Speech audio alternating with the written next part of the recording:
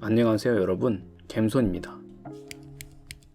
오늘은 입 그리기 방법에 대해서 이야기해 볼게요. 먼저 입을 그리기 위해서 가로선이 필요합니다. 적당한 위치에 가로선을 이렇게 그려볼게요. 지금 이 화지에 딱 맞게끔 정면으로 보이는 입을 그려볼 거기 때문에 여기 선과 여기 선이 딱 평행할 수 있도록 만들어주는 것이 중요합니다.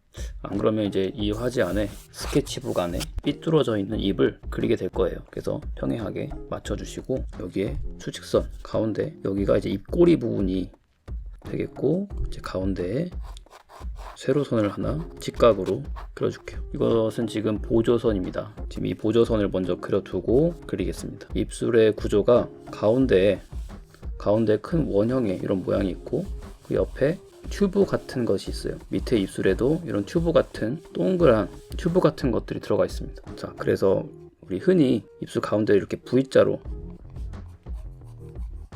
이런 모습을 많이 보일 수가 있죠. 가운데 이렇게 들어가고 이 직선을 따라서 쭉 가는데 약간 아래로 내려가면서 이렇게 이어지게끔, 여기도 마찬가지로 여기까지 가는데 직선으로 가는 게 아니라 약간 곡선으로 아래로 처지는 느낌으로 이렇게 이어줄게요. 그런 다음에 똑같이 V자로 이렇게 입술 부분 끝부분을 그려줄 거고요. 여기서 튜브 때문에 생기는 이렇게 내려가는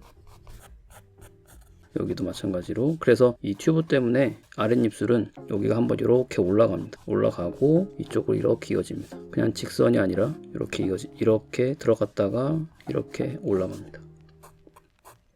그런데 이게 사람마다 이 모양과 생김새가 다 다르기 때문에 무조건 입술은 이렇게 그려야 된다 이렇게 생각하시면 조금 위험할 수가 있습니다.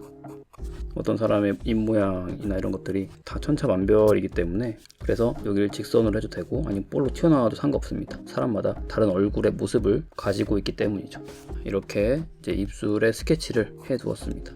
끝까지 잊지 마시고 중간에 살짝 그냥 연하게 풀어주시는 게 좋아요. 어차피 색칠을 해주면서 여기까지 끝까지 이어지게 될 거예요. 지금 봤을 때 여기랑 여기 길이가 좀 안 맞는 것 같아서 집어서 수정을 하겠습니다. 이 정도까지로. 여기는 이제 코랑 이어지는 인중 부분이 될 겁니다.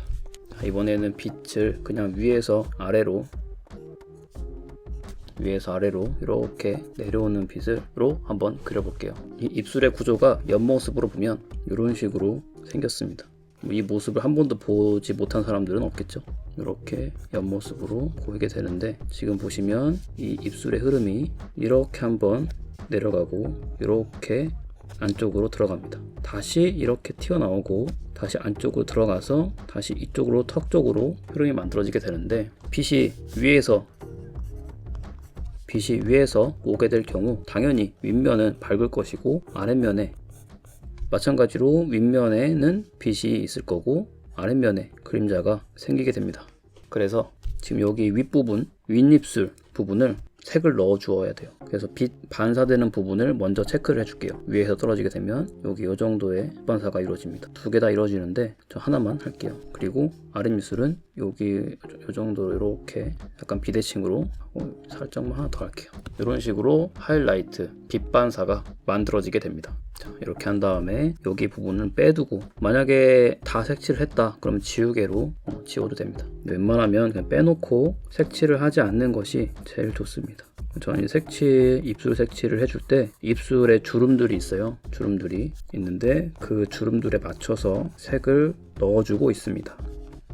주름들이 여기서 이렇게 흘러가고 여기는 이렇게 흘러가고 여기는 이렇게 흘러가기 때문에 여기서는 연필선을 이렇게 써주고 이 가운데에서는 이렇게 써주게 되고 이쪽에서는 이렇게 써주게 됩니다. 마찬가지로 아랫입술도 이쪽으로 이렇게 가운데로 오면서 입술 주름의 방향이 있으니까 방향이 달라지게 됩니다. 아랫입술도 이렇게 가운데서는 이렇게 이쪽으로는 이렇게.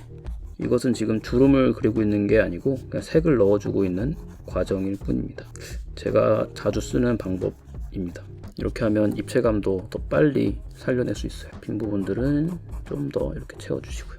이렇게 해둔 다음에 위에 그림자가 많이 생기는데 위에서도 여기 요만큼 빛이 이렇게 온다고 했을 때 이만큼이 그림자가 생깁니다. 아래쪽은 여기 있는 윗입술에 의해서 생기는 그림자가 이 정도 생기게 되고 아래쪽에 생기는 부분 보이시죠? 그래서 여기 이렇게 윗입술에 의해서 생기는 그림자가 만들어지게 될 거고요. 아래쪽에는 여기 살짝 튀어나온 부분이 있고 여기 부분에 그림자가 이렇게 생기게 될 겁니다. 그래서 여기를 진하게 색칠을 해줄게요. 마찬가지로 입술 주름이 생기는 방향으로. 자, 이렇게 하면 가운데가 조금 이제 스케치가 잘 안 보이죠? 다시 한번 진하게 가운데를 그려줄게요. 다음에 아래쪽에도 너무 이 지금 그려놓은 선을 맞추지 않아도 돼요. 살짝 삐져나가도 상관없습니다. 그 다음에 여기랑 너무 그 차이가 크니까 좀 더 이렇게 부드럽게 만들어줄게요. 이렇게 하면은 입술이 사실상 이 정도만 그려도 충분히 입술의 표현은 끝이 납니다.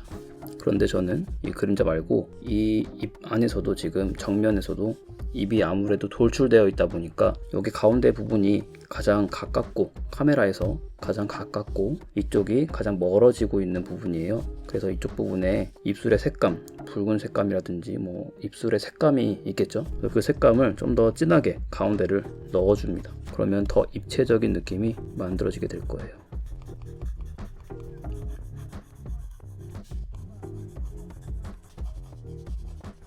이렇게 가운데를 진하게 해서 조금 더 돌출돼 보이고 좀 더 폭신이 아닌데 그 볼륨감 있게 만들어주는 것이죠. 양 사이드로 갈수록 살짝 연해지게 가운데가 가장 진하게 하이라이트는 잘 정리를 해주시고 이렇게 한 다음에 아래쪽도 마찬가지로 가운데 하이라이트를 빛 반사되는 부분을 건들지 않고 가운데만 색을 진하게 넣어주고 양옆으로 갈수록 연해지게 그려주면 자연스럽게 입술에 볼륨감이 생기게 됩니다. 뭐 그림자라든지 뭐 더 이상 하이라이트라든지 묘사하지 않아도 자연스럽게 볼륨감이 만들어지게 되는 것이죠. 자, 그런 다음에 위쪽에 살짝 인중 부분, 코랑 이어지는 부분을 만져줄게요. 이렇게 아래쪽도 손으로 분개해서 자연스럽게 이어줘도 됩니다. 끝에 쪽은 더 이상 이제 그릴 필요 없고요. 가운데만 전 좀 진하게 그리는 편입니다. 벌어지는 부분이 지워졌다면 다시 한번 그려주고 이렇게 정리를 해주시면 좋습니다. 얼굴 전체적으로 그릴 때 이 옆부분 이렇게 그림자를 넣어주시면 좀 더 입이 가운데가 더 튀어나와 보이는 느낌을 얻을 수가 있어요.